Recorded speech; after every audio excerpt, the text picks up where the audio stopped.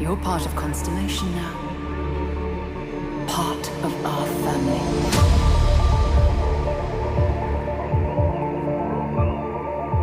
I'll follow you from here on out, Captain.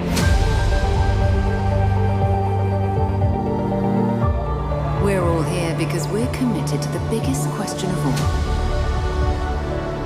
What's out there? Grab jump is ready. I love this part.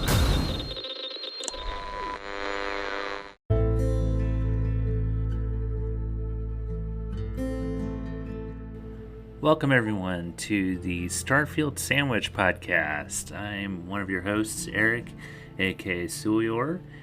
You may know me from the Tapes from the Waste and the Tamrielic Adventures podcasts. And we're here to talk all things Starfield. This is a Starfield podcast by fans for fans.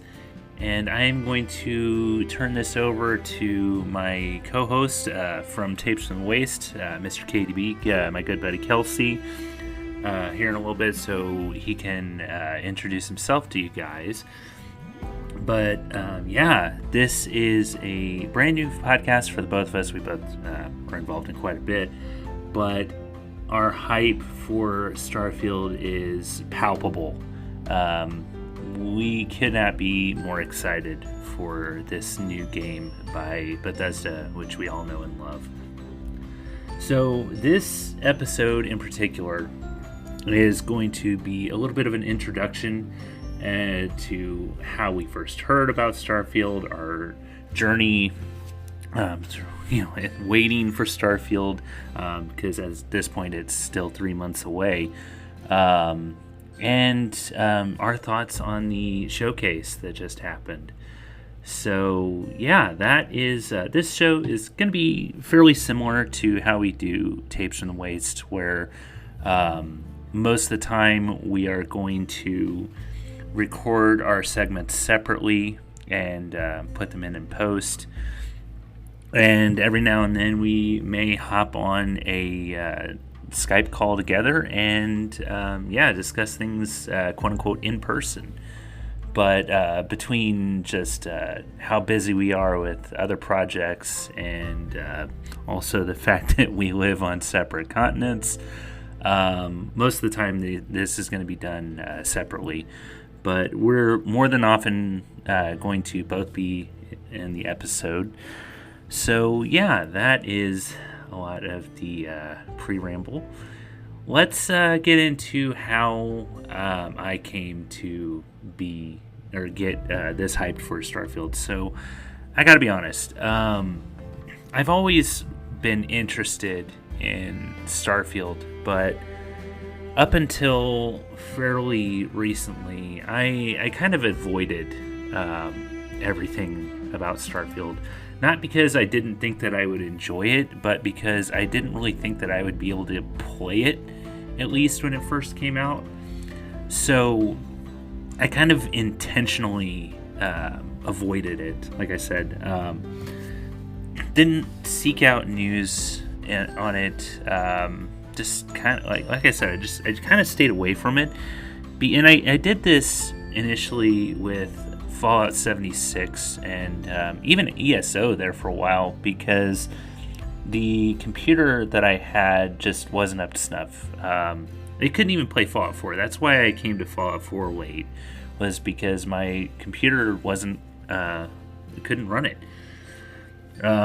So when I first started listening to podcasts on a regular basis in 2019, I really wanted to listen to Elder Scrolls podcasts. I really wanted to listen to Fallout podcasts, but I avoided any that were specifically about ESO or Fallout 76. I just kind of wanted, that's why I started listening to the lore podcasts. I wouldn't really say that Fallout show was a lore podcast, but they're one of the first podcasts that I listened to that wasn't specifically about Fallout 76. That and the Robots Radio podcasts, they're all about lore. And with Elder Scrolls 2. So I've treated, up until fairly recently, Starfield the same way. Didn't really listen to any podcasts about Starfield. Didn't watch any YouTube videos on Starfield. Didn't want to just read about Starfield news, because why get hyped about something that you can't take part in? That seems masochistic in my mind. But I made the decision fairly recently to upgrade my Xbox, which I now have done. But leading up to that, I started talking to a friend of mine who is gung-ho, like just completely over the moon about Starfield. And she actually got me the link to a Starfield Discord.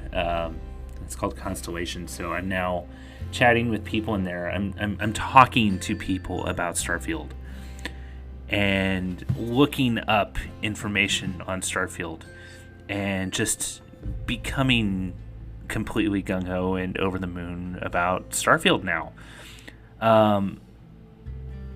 At this point, I don't think I could be more hyped for this game, to the point where I'm now starting this podcast.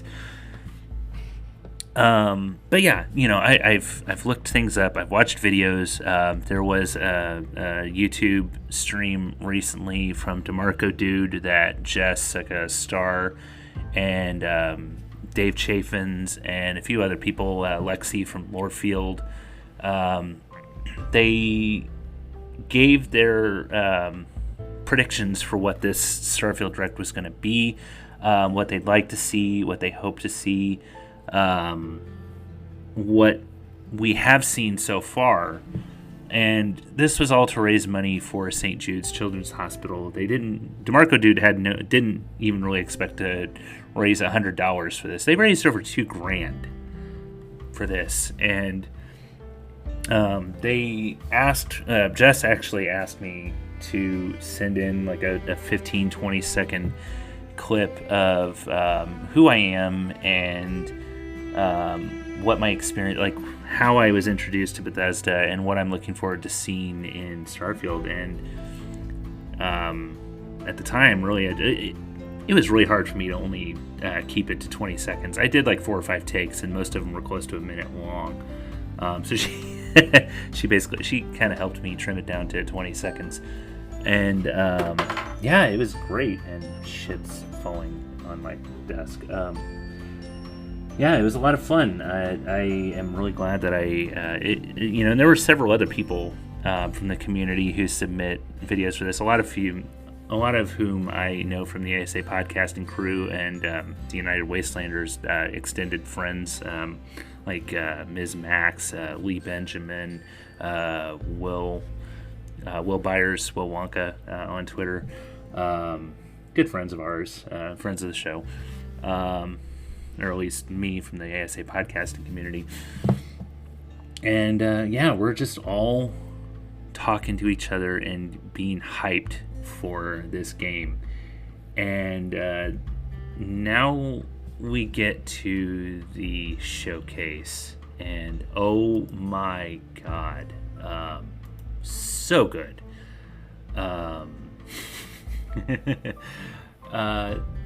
They said it's a Bethesda game through and through, and it certainly looks like it, which I can't fucking wait for this. It has over 1,000 planets, and not just planets, but moons. You can visit the moons of a lot of these planets. And there was an interview recently with Todd Howard, and he said that this is the most handcrafted game that they've done. With Fallout 4 and with Skyrim, there were a lot of Radiant quests, like procedurally generated quests. But he specifically said that this is one of the most handcrafted worlds that they've done. And they showed a lot of these worlds, and there were some that looked like Skyrim. Here's the thing. I kind of look at this as it's almost like Skyrim or like Elder Scrolls, Fallout, and Mass Effect had a baby. Like, and I'm so here for it. I say Mass Effect instead of No Man's Sky because I see some of these worlds and I see the map of the star systems that they were showing. And it almost looks like it was lifted out of Mass Effect. Like, some of those planets look like planets that you see in Mass Effect Andromeda. And, you know, some of the other planets in the Mass Effect world, like some of the ones maybe in like Mass Effect 2 or 3. Mass Effect 1, a lot of them were kind of generic looking, except for the ones that were actually part of the story. But yeah, the map, the star map, almost looked like it was lifted from Mass Effect, which I'm here for.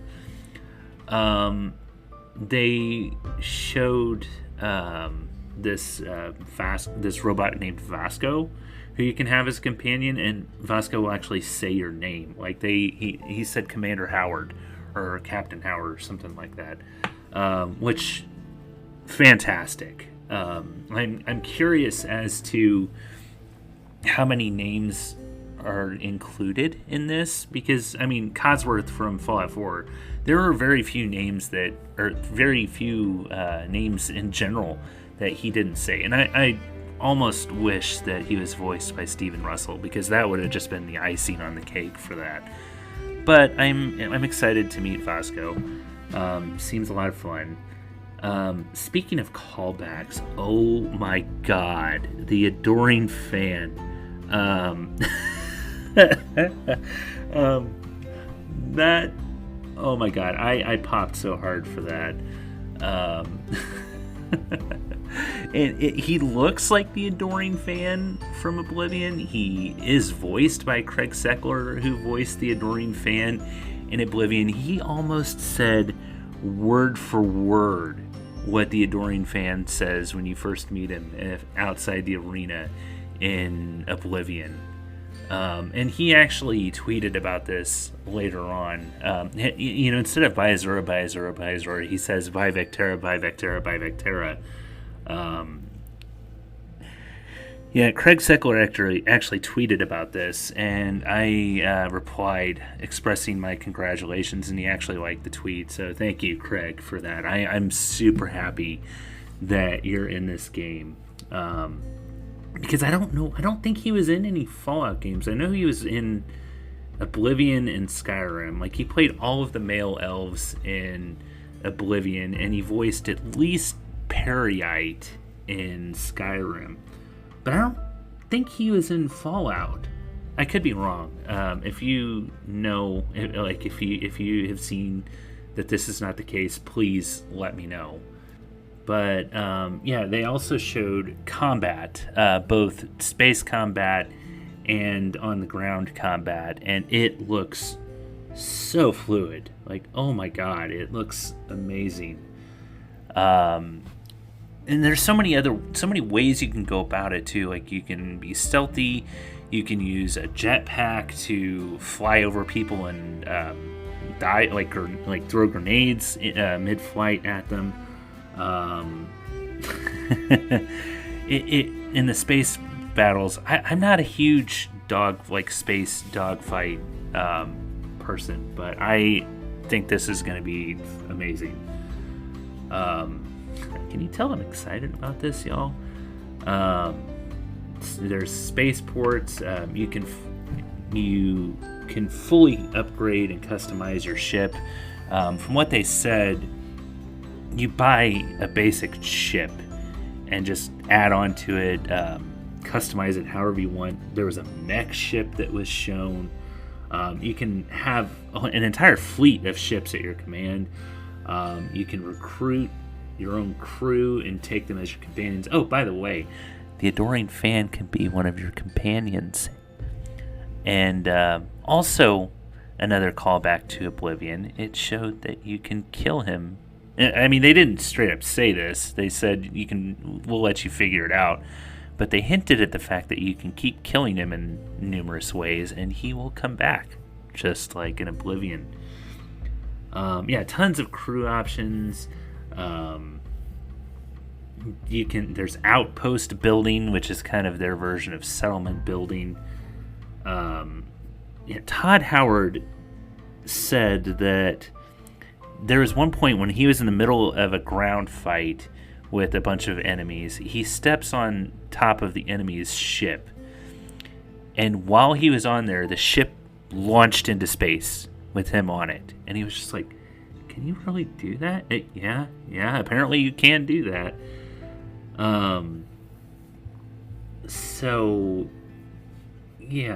The character creator, they've also said, is the most expansive they've ever done.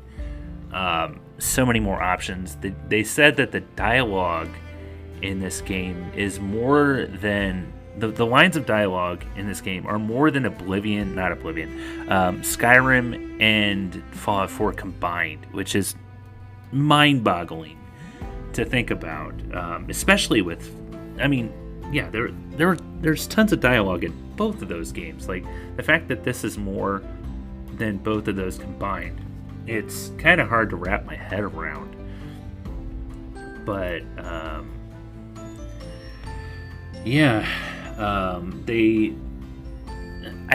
don't know if this has been released, but I was looking at this, the specs for this. I think it was the specs.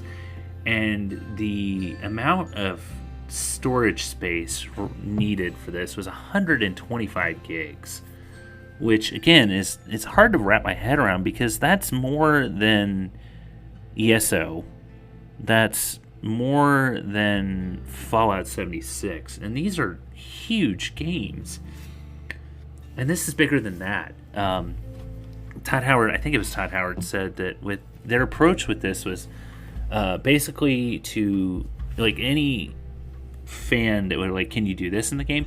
Yes, that is what their goal was, and anything that somebody would want to do, they can do.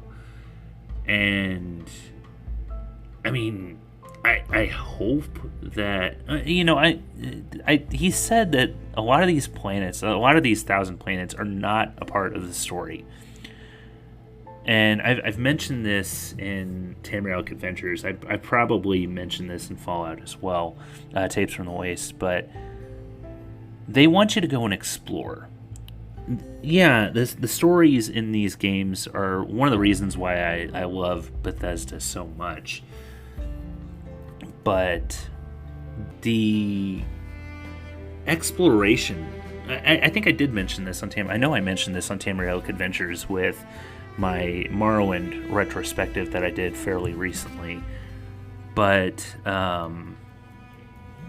there's so much out there in these games that you would never experience if you didn't go out and explore. So in a lot of these games, the story is secondary. I mean, I need a good story to be invested long term with these games, and these games always have it. That's why I always gravitate toward Bethesda games. But for a lot of people, the story is just kind of a backdrop to the rest of the game. Like, I don't know how many people have put hundreds of hours into Skyrim or Fallout 4 and never finish the main story. That's the type of games that this company makes, where you never really run out of stuff to do. And with this game, it sounds like there's that much more to it. Where with like Fallout 76 and even to a lesser extent Fallout 4, a lot of the times people just spend their time building. Like, whether it's settlement building, camp building, especially with Fallout 76, like, so many people they just hang out in the game. They did a video on this about just all of the different things that the community has done in Fallout 76. And I mean, yeah, Starfield is going to be single player, but with this many planets to explore, and most of them probably aren't even a part of the story, which the story does sound really cool. Basically, you're hunting down ancient artifacts to solve a mystery. That's basically all we've gotten. And there's Constellation, there's the Crimson Scars, there are faction groups, and you're a new recruit to one of these. I can't wait to immerse myself in this game. I know it's going to consume me, and it's going to consume a lot of you guys as well. They did announce a collector's edition that comes with a special watch and case. I doubt that there are any left. People were having trouble purchasing it the same day. They also did say that because of how this game is, they greatly increase their production on Xbox Series S, or not S, but X systems. I think if I remember right, they said that they were Todd Howard said that he has mostly played this game on his Series S because his son has basically claimed their Series X, which I think is just hilarious. But yeah, that basically sums up my reaction to the showcase. I need to watch it again and again and again. We've got 3 months until this game comes out, less than, and I cannot be more excited. They also announced there's the premium edition, which comes with, I think, some outfits in the game, and it also gives you early access to the game. So I think what a lot of people are doing is, if they have Game Pass, they're buying the premium edition upgrade, and that gives you access to the game 5 days early. So I definitely am jumping on that. Again, I think that's just kind of the smart way to go about it. If you already have Game Pass, I mean, yeah, I'm definitely going to purchase the game at some point, because I fully see myself playing this game at least 10 to 15 years down the road, if not the rest of my fucking life. And again, my cat wants to say hi. Yes, hi Yoda. Anyway, I am going to turn this over to Kelsey, and then I'm going to be back to wrap this up. So until then, take it away, Mr. KDB.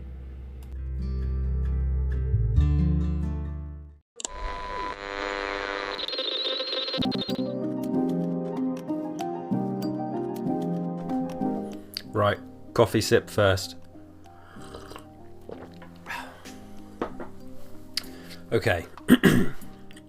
Hello, travellers. Yes, it is I, KDB, here, co-piloting a brand new podcast with my trusty and smooth-voiced captain of the ship, Eric, aka Sulior. Thanks for handing over to me, Eric. Yeah, there's going to be a lot to say today. I'll try not to ramble on forever. First off, I know that some of you might be thinking, what the hell am I doing? Another podcast. I'm already sick of his other shows. Who the hell does he think he is? I can't keep listening to his weird British countryside accent, stutter-filled spiel any longer. Yeah, and I'm also thinking that, so I don't blame you. But the fact is, it's an exciting time, and I just love talking about games. I love games, guys. I love lots of stuff, but being a gamer right now, I think through all its ups and downs, there's never been a better time. We are more spoilt than ever before for games, and sometimes that's a bit overwhelming. I can only talk to my wife so much about games, and I think I just want to talk to you guys more as well, and Eric more, and my other gaming buddies. So here we are. It's another podcast, the Starfield Sandwich. And it's exciting. The Starfield showcase arrived, and Eric just seemed to have the bright idea to say he's going to start a new podcast. And I thought, good luck with that. And then I thought, who am I kidding? I'm going to be involved. Because the fact is, like many people out there, I watched that Starfield Direct and holy shit. Like, this is a video game. This is a video game, alright. Like, this is looking like a video game I've been dreaming of since I was about 7 years old. Yeah, I'm going to talk more about Starfield and the showcase in a minute, but I thought first, for any of you listening who might be new to my voice, hello, and I'm sorry in advance, as I'm surely you'll be sick of me in no time. But for those who don't know me, I am a gamer on the wrong side of 35, and outside of my day job and family life, gaming and podcasts are the kind of main eater of my time. I'm involved with a few shows and channels, most notably maybe First Aid Spray, which is one of the hardest working Resident Evil channels on the internet. Over there you can hear me talk about all things Resident Evil and Resident Evil adjacent. I also have the Two Carrots podcast, where I talk about life and retro collecting, gaming, sport, and other stuff with my buddy Lou. We also like to rate terrible food, so come and check us out if that's your sort of thing. I head up Gears Intel with my Gears and gaming buddies, David and Alex. We cover Gears of War in podcast and YouTube video form, plus focus on Xbox news and stuff like that. And last but not least, Tapes from the Wastes. So that's the Fallout podcast pan-global phenomenon of a show. That was a hard phrase to get out. Which I co-host with Eric. And it might be where many of our listeners today have found us. Tapes is a podcast I'm so proud of, and we've built our modest and little loyal audience who seem to enjoy our lore dives and Fallout talk. So yeah, if you're a fellow Wasteland Wanderer, please do go and subscribe to that and check us out. But yeah, that's a hell of a lot of talking and gaming content, which I'm always working on. So to try and throw a new one into the mix is probably a little bit insane, but Eric is very kindly taking the lead on this one. So although I'm very much involved, and certainly been involved with getting this launched and getting it off the ground, like, consider me, I suppose, like the deputy co-pilot. Eric's obviously a pro at this stuff now as well. He has 2 other shows as well, so yeah, he knows what he's doing. What's the plan for this show? Eric has obviously talked about it a little bit already, but I'd just like to echo that. We're going to cover all things Starfield. Basically just kind of take what we do for Tapes from the Wastes and some of my other shows and apply it to this new franchise. We are going to get together for discussion episode. Blah, blah. Let's have a sip of coffee. There we go. We are going to get together for some discussion episodes as much as we can. But often you'll hear us each have our own segments on the show, a bit like we do on Tapes. And we are trying to cook up some new ideas for this show and how we can make it our own thing. And yeah, we really hope you'll join us for the journey in the lead up to the launch of the game, and beyond that once the game is out. And we know there's a few other Starfield shows out there. Fantastic. I think there's room for all of us. I have mentioned on shows before that despite my, fandom and knowledge of any franchise, whether that's Resident Evil or Gears of War or Fallout, whatever, there's everything I know about this, but I'm always interested to hear other people's perspectives. So I will listen to people talking about quest lines and stories and behind the scenes. I'll listen to the people talk about the same stuff that I already know over and over again, because I think you can find people out there with different perspectives, different opinions, some that align with yours and some that don't. But yeah, I just love soaking it up from all angles, really. It's rare that in the background, when I'm at home working, or in the gym or something like that, I'll have a podcast running, and it's generally a gaming podcast if it's not music.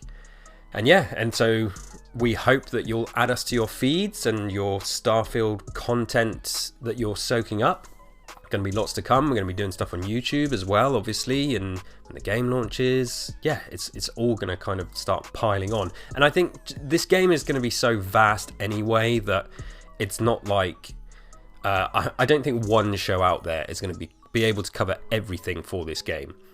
This is very much going to be like classic Bethesda stuff. The community is going to be a big part of this. The community will be finding things like all together. Everyone playing the game together is what, you know, really builds the bigger picture of the world. So, and I think with Starfield, that's just going to be the case, you know, more than ever. So yeah, it's awesome that there's other shows out there. And yeah, we hope you enjoy ours and what we've got to offer and the ideas that we're going to come up with. But let's start. Where shall I start? Okay, I'm going to start how I first heard of Starfield. So, like lots of people, I've been hearing about the title of a game called Starfield for many years. I think it's probably back to like the early 2010s, certainly before Fallout 4 was released. So yeah, it's like over 10 years now, or almost 10 years that name has been floating around. And the only info we've ever really had, and that I was aware of, that it was Bethesda's quote-unquote Fallout/Skyrim in space type deal. And I know that the game was talked about for years even before that, but I don't think it was formally Starfield, you know, like officially, maybe until a little while before Fallout 4. I think that's when they did the trademark. So even those early, you know, murmurings, like during those murmurings, my interest was always piqued because although I'm a fan of Elder Scrolls and I love Skyrim, and I think I might have said this before, there's a chance Skyrim is a game I've played more than any other just because of how many platforms I've played it on.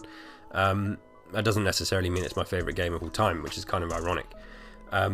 Yes, I love Skyrim, but the sci-fi stuff and the space-related stuff is, like many people out there, is my personal preference in terms of genres.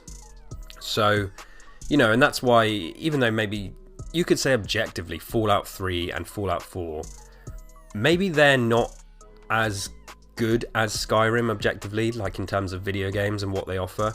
But for me personally, I do prefer the Fallout games. So Fallout in space, for want of a better phrase, is always going to be something that I was excited for. As the years went... Sorry, there's a dog barking outside. I apologise if you can hear that. As the years went by, we didn't learn much until... When was the first... I think it was 2018 when, possibly at E3 or something like that, it was officially revealed and sort of, we all became aware that development was in full swing.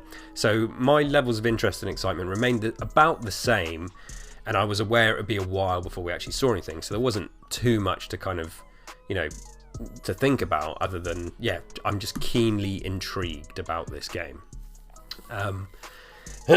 And so, yeah, for years the name and the genre has always been there. It's just kind of been a bit of a waiting game to finally see it and finally see the reveal.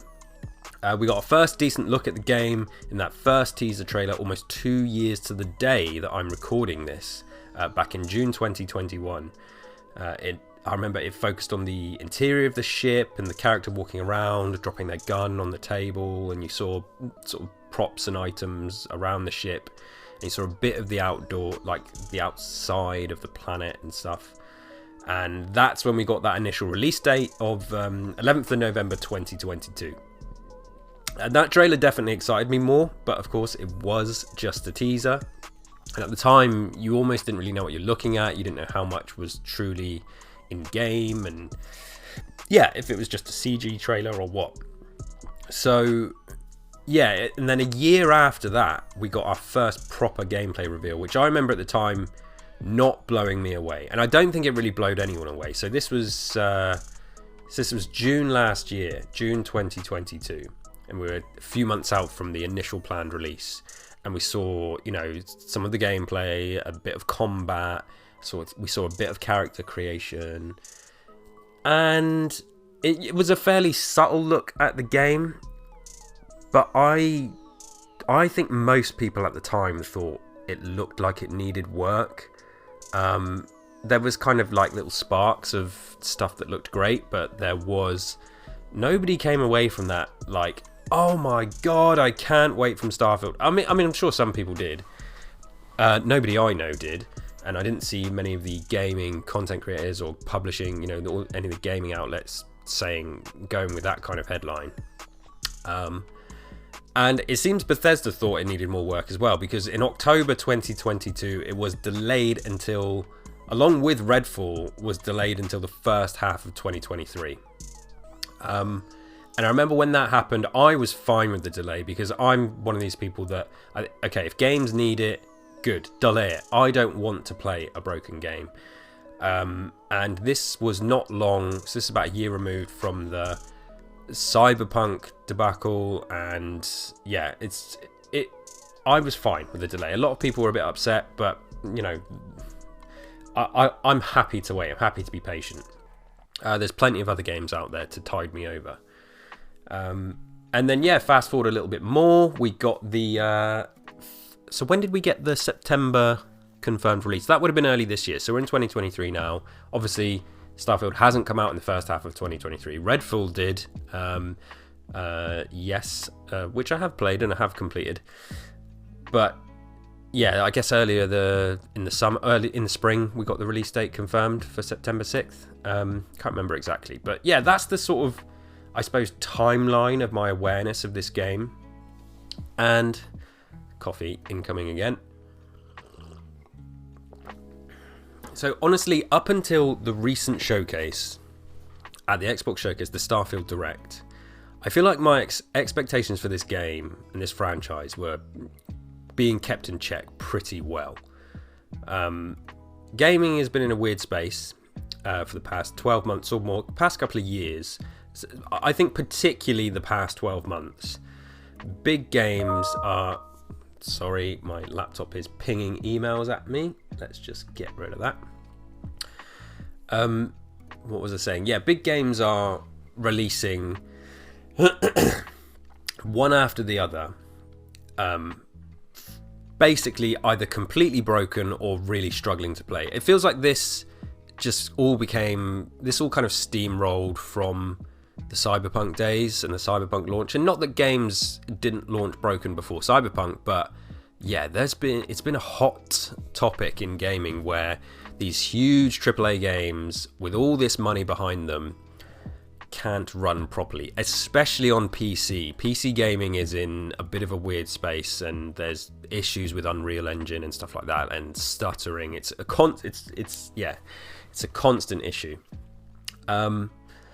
So yeah, from a technical perspective, a lot of these AAA releases haven't been releasing in a good state. So that's always been in the back of my mind, and I think people were, wondering, are Bethesda going to be able to pull this off, something this ambitious, especially with the state of gaming and their own history, which has become a bit of a meme now.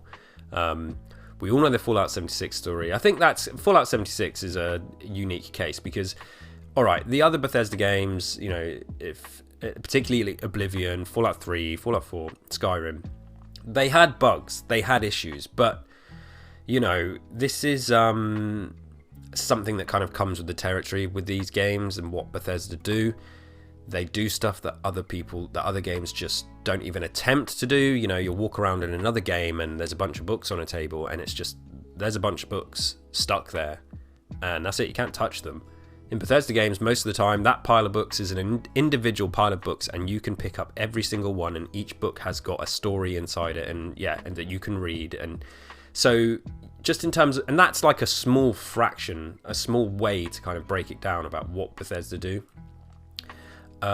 The world they build, the details of the world they build, they've always got bugs. Generally, they've been quite good at ironing them all out. There's obviously some historical bugs that have never been fixed, but this is the trade-off you get for buying into these worlds. It's extremely complicated, and they've stuck to their guns, and it's paid off for them. Skyrim has just become one of the biggest games of all time. It's always sold well, but it officially, by the numbers, let me just have a quick look. I'm sure I saw this headline. I started to type Starfield then. Skyrim. There's my stuttering I told you about. Skyrim sales. I saw this headline in the week. 60 million copies, 12 years after release. Let's have a look here. I'm sure this puts it among the biggest selling games of all time. Yeah, Skyrim is currently officially... Okay, this is insane. So, yeah, Skyrim has officially sold 60 million copies in its 12-year run. With this information in mind, Games Radar, that's where I'm reading this article, further confirmed that Skyrim is currently officially the 7th best-selling game of all time, ranking it just below Tetris, Minecraft, Mario Kart 8 and Grand Theft Auto 5, to name a few. Right. So this tells you, like, Bethesda bugs, they don't matter. We're used to them. They don't matter. They don't hamper and dampen the experience to the point where the games are unplayable. I think the trade-off is big enough and fine enough that people just kind of let it go. So, yeah, you don't become the 7th biggest selling game of all time for no reason. So that's the magic of Bethesda. That's the stuff that they do, you know. They bring things to games that other people don't. So, gaming being in a weird place, all the technical issues, there was being hesitant about this. That's my long way to a short point. And the whole package remains to be seen, because until we boot up the game ourselves, until millions of people boot up the game and start exploring, yeah, we don't know. But as for right now, yeah, up until that showcase, my expectations were in check. But the showcase, I thought it was up there with the best... Okay, it was certainly the best showcase of a game of this generation. I think it's up there with some of the best showcases of all time, of a game, of a new IP. I'm struggling to think of better ones. You know, there are good ones, certainly ones that are on par with it, but this is, yeah, this took my expectation levels and my hype levels from about a 5 or 6 to a 50. And I'm not just trying to be hyperbolic and ridiculously fanboy. I haven't even played the game yet, but I can't remember shifting my opinion on a game so drastically after seeing a game's showcase. And it feels like all the questions I had going into the game about how it's going to play, is it really going to still have the Bethesda charm? What's the mechanics going to be like? It just feels like every single question I had was answered during that showcase. And yeah, I mean, we could do a whole episode today just talking about what they showed off for the shipbuilding. And we probably will. So strap in. We're going to bring all that stuff. I'm not going to deeply analyze the showcase today. I'm just giving my reactions to it and how I've arrived at these hype levels and why I'm suddenly on another podcast. So yeah, it feels like all my questions were answered. Starfield, after watching that showcase, this is like the type of game I would dream about when I was a kid. Just your imagination running wild, being able to potentially... You know, I have these silly things that I would remember. I don't know if anybody else had this. When I was a kid, I'd be like, oh, I wish a game was made where I could go to where I live, you know, in the game. I could go to my town and see my house, like, in the game, and go to my friend's house, which is, you know, a weird thing to think as a child, but there was something about wanting to do that and be in the virtual world, but a world that I recognized and stuff.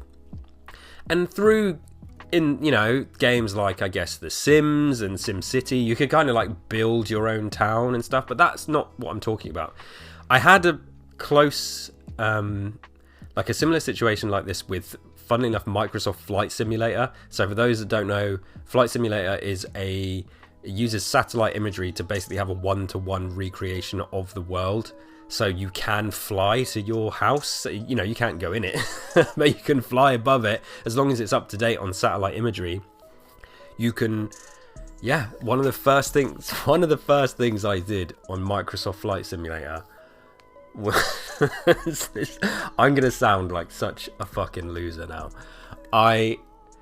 Where I live is by the coast. There is a very small farm airport near to my house. It's like 3 miles away. I took off from that farm airport. You know, it's not an airport. It's a runway. It's just farmyard runway. I took off in my little plane from there in Flight Simulator, and I flew my route to work to my.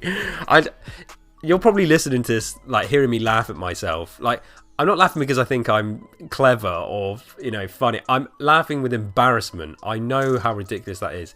I flew my route to work, my commute, but not because I'm desperate to do my commute, but I just use that as a way to, okay, let's see how accurate this game is. So I did a route that I knew I would recognize really well, and yeah, I flew that route to work. It's about a half an hour drive, so in the plane it took me like 10 minutes. But yeah, everything was there, all the roads, the fields, the landmarks, it was all there, and it blew me away. So yeah, that was like a time where that thing I wanted as a kid, being able to go places that existed in the real world. I love when games do that. And, other games have done similar sort of things in the past. Like, you say GTA is kind of like recreated Los Angeles and stuff. But yeah, Flight Simulator really ticked off a gaming bucket list thing for me. But then the other thing I would dream of as a kid is, being able to go to space. Oh, imagine if you could go to the moon. Imagine if you could go to these planets and stuff like that. Go wherever you want. And that's what Starfield is doing. And it's doing it in such a mind-boggling, beautiful way. Now, let's have another sip of coffee. We need to talk about No Man's Sky. Obviously, comparisons have been made. I enjoy No Man's Sky a lot. I actually was blown away by No Man's Sky in a very similar way that Starfield has blown me away, but not as much. No Man's Sky is obviously made by a much smaller team with a much smaller budget. We can't really compare the two. I think comparing them, trying to say one is better than the other it's stupid. So I'm not doing that. But just the sort of the ideas, the being able to go to planets, mine across planets and stuff, they're very similar. I think Starfield is not No Man's Sky. I think it's doing stuff that No Man's Sky does. It's not only advancing on them, but it's doing them in the Bethesda way. And the main thing is we are getting that Bethesda story, that Bethesda charm, humor, characters, front and center. So all the flying around and video game stuff is like amazing, but it's that the RPG stuff and the character stuff and the story stuff, that's the thing that really, really holds me. No Man's Sky has story. It's quite repetitive. There's not really that much voice acting and stuff in it. So I love No Man's Sky. I think Starfield is its own thing. So I think it's going to deliver stuff that No Man's Sky couldn't possibly deliver. And that's not holding that against No Man's Sky. The team there, they've done very, very well. But it's just, it took this kind of team and this kind of budget to bring something that Starfield is bringing. As I said, I've been dreaming about it since I was a kid. It feels like, outside of horror and Resident Evil, because obviously I love Resident Evil, it feels like this is most of my gaming dreams come true. And I don't know what other way to put it. Honestly, it's unbelievable what's happening. And I've been playing a lot of Tears of the Kingdom recently, which is incredible for freedom and building and stuff like that. But, although the story in that is good, it's not like Bethesda. It's not immersing me in a sort of realistic way that the Bethesda games do.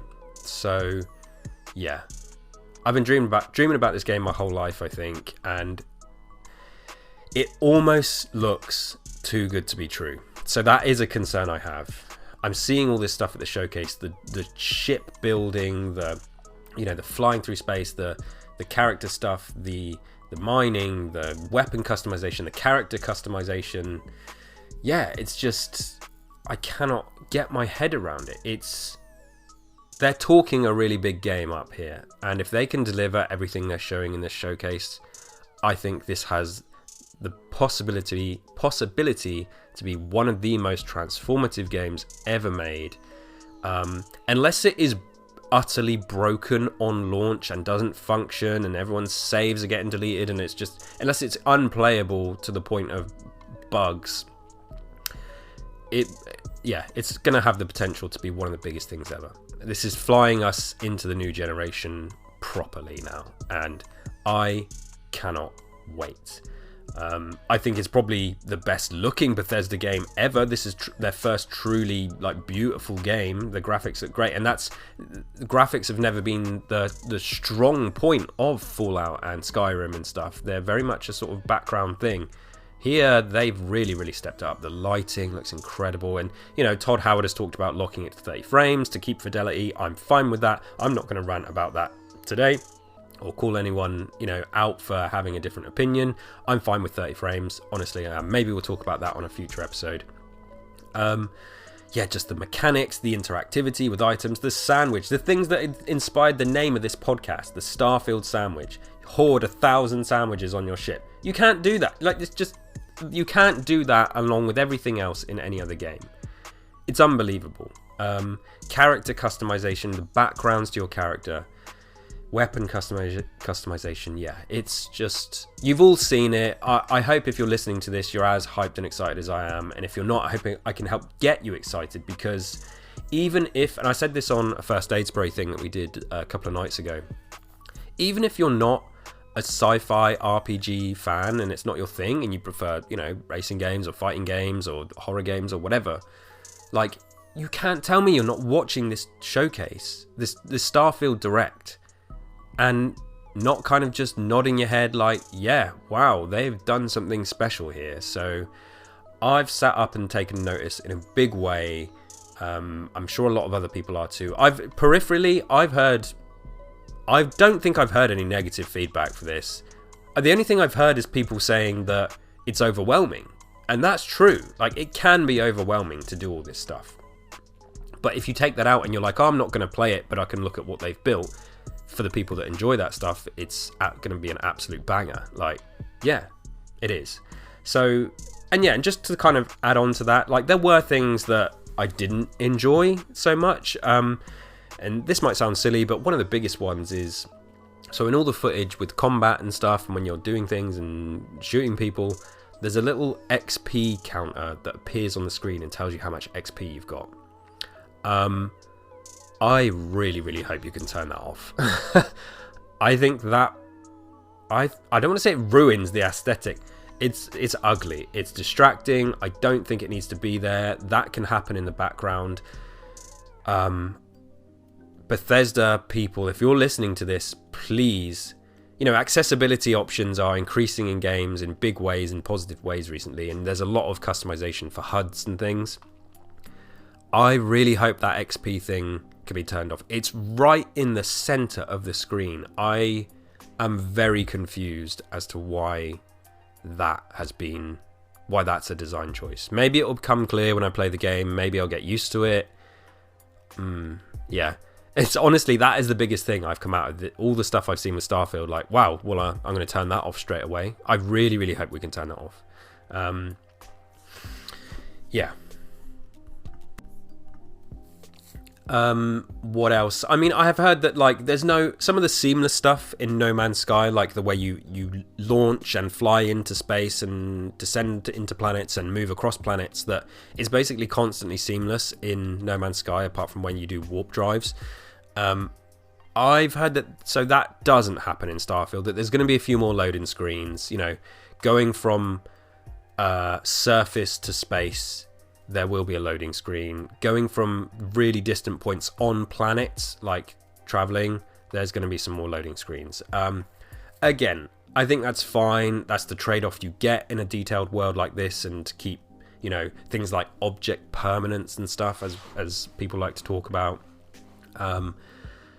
This is a trade-off that we're going to have to deal with. What are those loading times going to be like? I don't know. They're hopefully quite fast with the new consoles, but we'll see. So I don't mind a few loading screens, but yeah, some of that seamless stuff that I think I initially thought it was going to be there, it's not. So I've had to take a step back there and temper my expectations for seamlessness of travel. What else? So yeah, and I mentioned the overwhelming stuff. The skill tree did look like it could be a little bit overwhelming. I'm currently playing Diablo 4 as well. The skill tree in that is overwhelming, and I haven't even unlocked Paragon yet at level 50. I think I'm like level 42. And I've seen the Paragon tree in the skill list, and it's like, there's like thousands of combinations you can do, and this stuff, it, as someone with limited game time, it upsets me.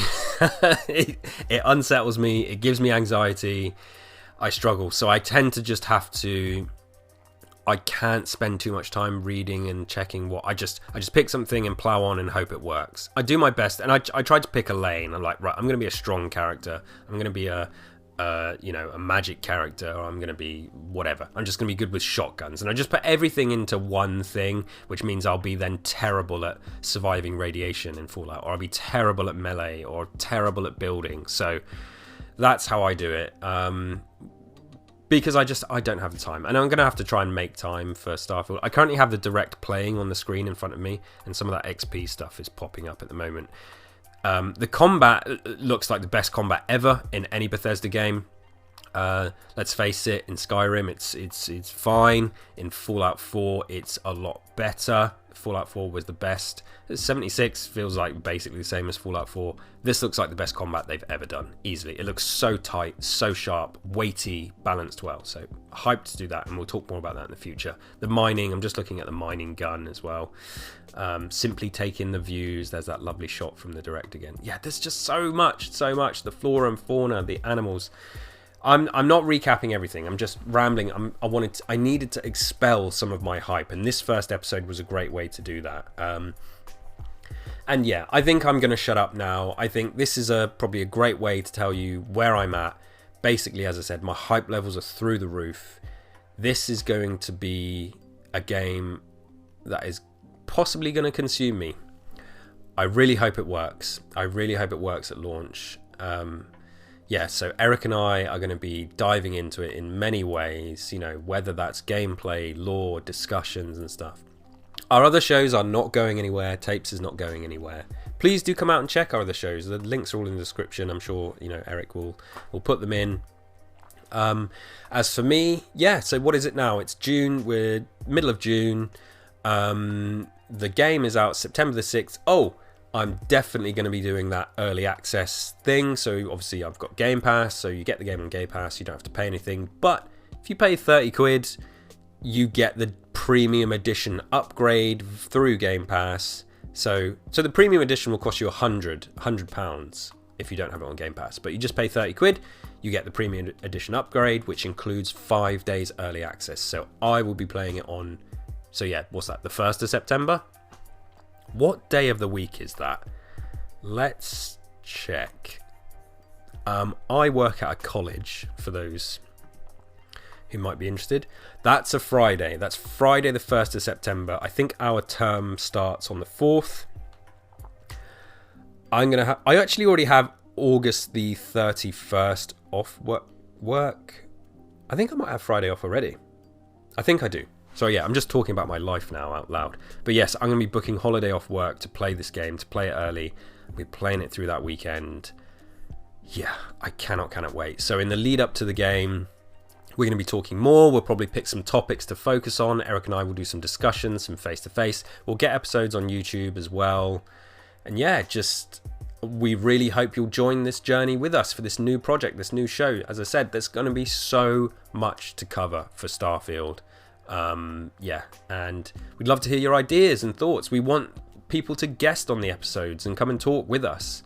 And yeah, I'm going to be talking about Starfield a lot on my Twitter account, here on the podcast. Can't wait to talk with Eric more about it and to just gush about this game. So I'm going to wrap it up. I've been going for like 35 minutes. Sorry, everybody. Yeah, looking forward to seeing you out there, to seeing you along your space travels and everything. Just, yeah, I am definitely overwhelmed, but yeah, and hopefully you've taken something. As I said, I wanted today to just be to let you know where I'm at and hopefully get you as hyped as I am. So, childhood dreams coming true, all that beautiful stuff. Can't wait. Thanks for listening today. I'm going to hand it back over to Eric, and yeah, see you guys next time.